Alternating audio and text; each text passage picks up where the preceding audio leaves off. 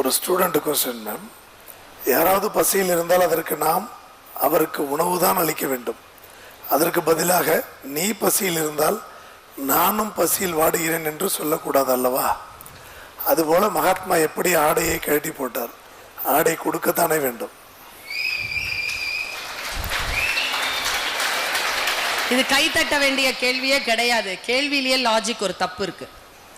அவர் ஒற்றை மனிதர், அதிகாரத்திற்கு எதிராக அவர் புறப்பட்டு போன ஒரு போராளி. ஒரு போராளி ப்ரொவைடர் கிடையாது. அவர் எல்லாருக்கும் துணி கொடுக்க வந்தவர் அல்ல.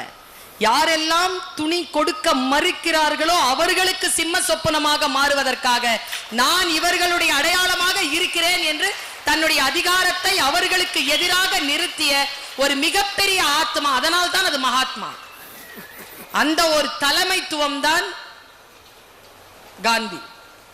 அது இந்த உலகமே அசைந்து ஆடி போனது. அவருடைய அந்த ஆடை அவிழ்த்து அவர் அந்த ஒற்றை ஆடை அவர் கட்டியவுடன் இந்த உலகத்திலேயே மிகப்பெரிய மாற்றம் நிகழ்ந்தது. அதனால ப்ரொவைடிங் அப்படிங்கிறது இல்லை. இப்போ பாருங்க, இப்போ மீன் பிடிக்க கற்றுக் கொடுக்கணும், அதற்கான சூழலை உருவாக்கணும். மீன் வாங்கி கொடுக்க கூடாது. இந்த சின்ன விஷயத்திலிருந்து நீங்க வெளிப்படையா வரணும்னு சொன்னா அதிகமாக வாசியுங்கள், அதிகமாக பயணம் செய்யுங்கள், அமைதியாக இருங்கள், நிறைய கற்றுக்கொள்ளுங்கள்.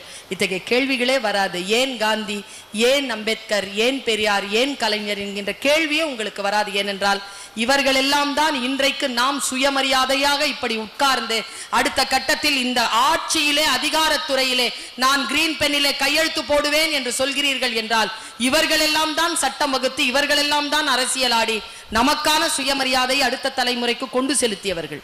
அந்த தத்துவத்தை நாம் அடிப்படையில் புரிந்து கொள்ள வேண்டும். நிறைய வாசியுங்கள் என் குழந்தைகளை.